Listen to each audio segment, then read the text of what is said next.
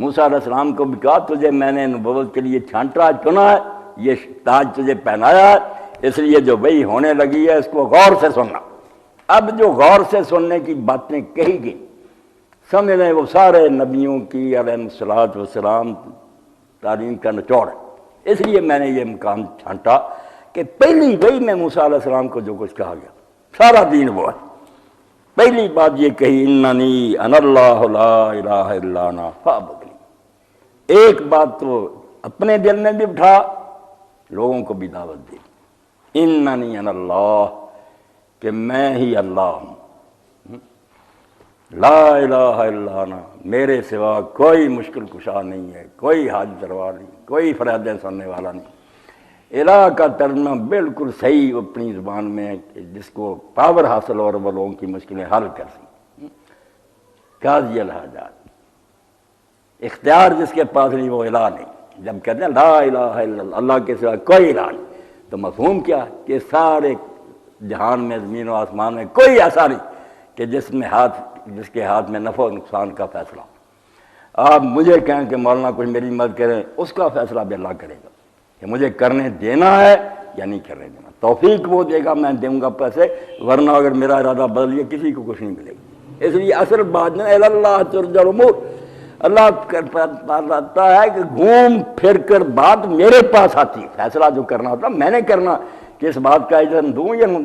اور یہی بات مولانا رضا خان رحمۃ اللہ نے لکھی کہ سارے نبی ولی فرشتے چاہیں کہ یہ ذرہ اپنی جگہ سے دوسری جگہ چلا جائے اور اللہ کی مرضی نہ نہیں جا سکتے، سب بے بس ہوں گے، مشیت اس کی نافذ ہے، اس کا ارادہ اس کائنات میں جاری ہے، باقی سب بے بس ہے۔ کوئی کام اگر اس کی مرضی اس کے تحت ہو جائے گا، وہ نہیں چاہتا نہیں ہو،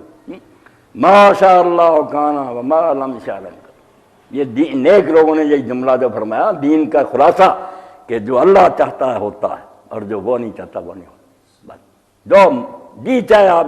دھکے کھا لے ہوگا وہی جو خدا چاہے گا۔ بندگارا نیست ناصر جو ذلہ یاری از حق ہو از غیر شنا۔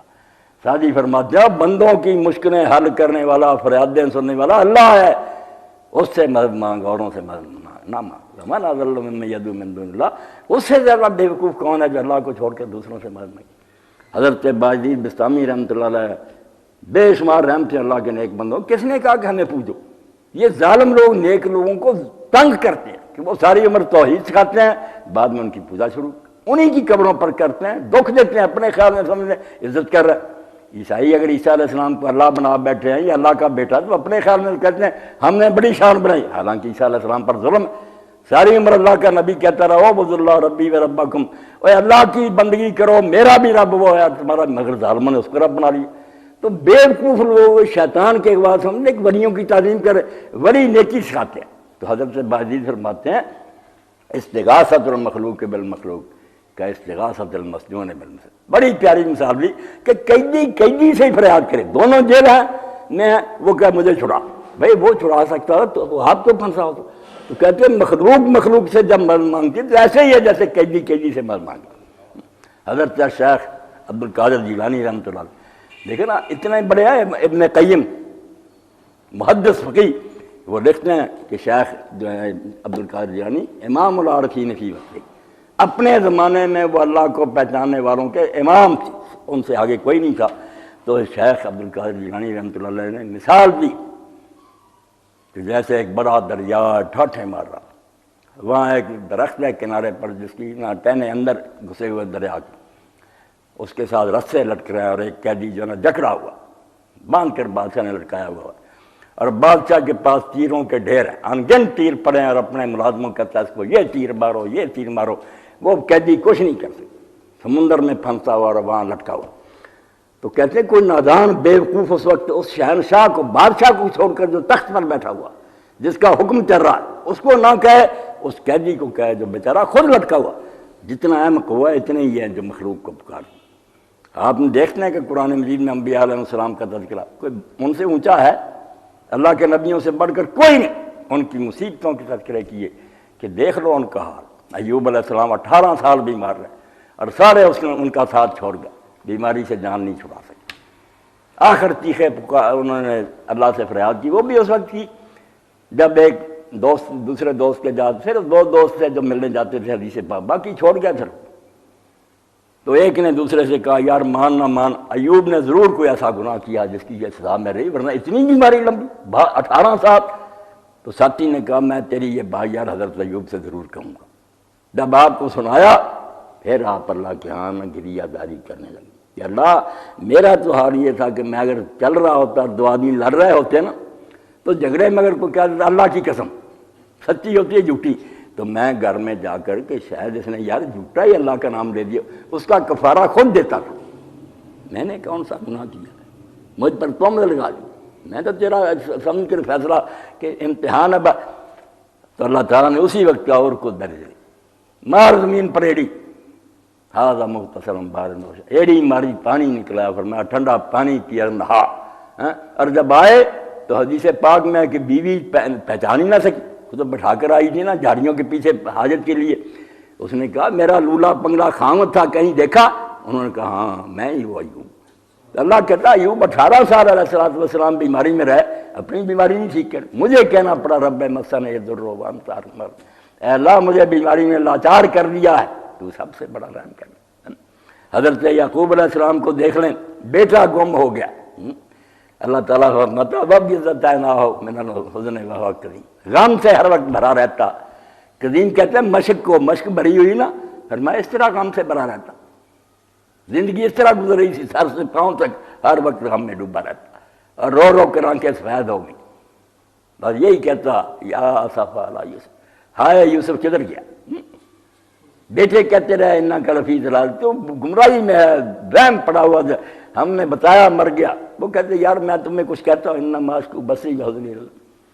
حدیث میں آتا ہے کہ حضرت عمر رضی اللہ تعالیٰ ایک دن جماعت کرا رہے تھے فجر کی، سورہ یوسف پڑھ رہے تھے، جب یہاں پہنچے نا کہ یعقوب علیہ السلام نے کہا انما اشکو بسی بحزنی اللہ، میں اپنے غم اور پریشانیوں کی فریاد اپنے رب سے کرتا رہتا ہوں، تمہیں کبھی برا پلا نہیں کیا؟ تو اتنا رویا کہ پچھلی صفوں میں لوگوں نے آوازیں سنی، حضرت عمر سے برداشت نہیں ہوا۔ اللہ کہتا ہے یار میرے وہ پیارے اور ان سے زیادہ میرا محبوب ہی کوئی نہیں تھا، یہ مصیبتیں کیوں میں نے ان کے ڈالی؟ ان کے درجے بلند ہوئے، تمہاری آنکھوں میں سرما ڈالا گیا کہ اگر یہ مشکلیں حل کر سکے اپنی نہ کر دے، اللہ کے ہاتھ میں سب کچھ، کوئی مشکل نہیں حل کر سکتا۔ تو یہی موسیٰ علیہ السلام کو کہا پہلا مسئلہ کہ لوگوں کو سمجھا، اور اسی لیے قرآن مجید میں آتا ہے ہر نبی جب آیا اس نے کہا یا قوم اعبدوا اللہ ما لکم من الہ غیرہ، پہلا سبق کیا قوم اللہ کی عبادت کرو، اس کی پوجا بندی کرو، اس کے سوا تمہارا کوئی مشکل کشا نہیں۔ تو الہ کیا؟ جیسے ابن قیم فرماتے ہیں گر کی بات، جس کو تم سمجھو نا کہ یہ ہماری طرح بے بس نہیں، ڈاکٹر ہم اس سے علاج کراتے ہیں، بڑے بڑے عجیب علاج وہ کرتے ہیں، مگر ہم جانتے ہیں کہ یار دوائی ہوگی یا اس کے پاس آلے ہوگے پھر ہی کر سکتا، ورنہ وہ مافوق الاسباب کچھ نہیں کرتے۔ اسی لیے کسی نے ڈاکٹر کو گھر میں پکارا کہ ڈاکٹر صاحب میں بیمار ہوں مجھے شفا دے دو، سمجھتے یار کلینک میں جائیں گے سنائیں گے اگر دوائی ہوگی ٹھیک ہے، ورنہ وہ بھی کہہ رہے کہ اس وقت تو کچھ نہیں میرے پاس۔ جن کو سمجھتے نا کن فیکون حاصل ہے، یا وہ خود اللہ ہے یا اللہ نہیں تو اس نے اس کو طاقت دے دی، کہہ دے ہو جائے گا، بس یہ طاقت اب جب کسی نے مان لیں گے نا آپ، یہ آپ نے اس کو خدا بنا دیا، وہ الہ بنا دیا، اور یہ ہے شرک، اس سے سارا دین تباہ۔ یہ اختیار اللہ نے کسی کو نہیں دیا، اسی لیے معجزے بھی ہے تو ہوا فعل اللہ تعالیٰ، وہ اللہ کرتا ہے اس وقت اس بندے کے ہاتھ میں، اس کی شان بیان کرنے کے لیے لوگوں کو سمجھے، ورنہ وہ بس ہوتا آگے پیچھے اسی نبی سے کہتے ہیں لوگ، کہتا نہیں میرے اختیار میں کوئی لا اجد ما حملکم، میرے پاس کیا کہ میں تمہیں سواری دوں۔ عقل نہیں کرتے کہ معجزہ اللہ کسی موقع پر مناسب ہے، اسی میں انما الآیات عند اللہ، معجزے اللہ کے اختیار میں، نبیوں کے پاس کئی جگہ قرآن پاک میں ہے کہ اگر میرے بس میں ہوتا جو تم مانگتے ہو کہ عذاب لے ہو تو اب تک قصہ ختم نہ ہو چکا ہو، میں تمہیں تباہ کر دیتا۔ فانتظروا انی معکم من المنتظرین، تم بھی انتظار کرو میں بھی انتظار کروں، اللہ کرے گا۔ یہ گہری باتیں توحید کو سمجھنے کی۔ تو اللہ کہتا ہے اس وقت پہلی وہی میں سمجھایا کہ موسیٰ اللہ میں ہوں اور میرے سوا کسی کے پاس کوئی اختیار نہیں، کائنات میں میرا حکم چلتا، فاعبدنی۔ جب یہ بات آ گئی تو اس کا پھر لازمی نتیجہ کہ پوجا میری ہو۔ پوجا کیا ہوئی کہ مشکل کشا سمجھ کر جو کچھ پھر کیا جائے، اس کو آوازیں دی جائیں کہ یا غوث یا شیخ عبد القادر جیلانی، یا اس کی نیازیں دی جائیں، یا اس کی قبر کی زیارت کے لیے سفر کیا جائے، یا اس کے دربار پر سجدے ہوں یا طواف ہوں، جو کچھ بھی نظر نیاز اس نیت سے ہوگی نا، کل دعائیں و ثنائیں و تعظیم ینشا من حاضر لیتے ہیں۔ جب یہ گندا عقیدہ پیدا ہو گیا نا کہ اس کے پاس بھی کوئی مخفی طاقت ہے جس سے دور بیٹھا بھی ہماری مشکلیں حل کر سکتا ہے، پھر جو تعریف کرو گے، جو ادب کرو گے وہ ادب نہیں رہا، شرک ہو، اور بندہ سمجھ کر ادب کرو گے بے بس ہے، عاجز ہے، کوئی مشکل نہیں حل کر سکتا۔ مگر اس کو اللہ نے شان زیادہ دی ہے، اس لیے ہم اس سے محبت کریں، تعظیم کریں، پھر بسم اللہ بسم اللہ۔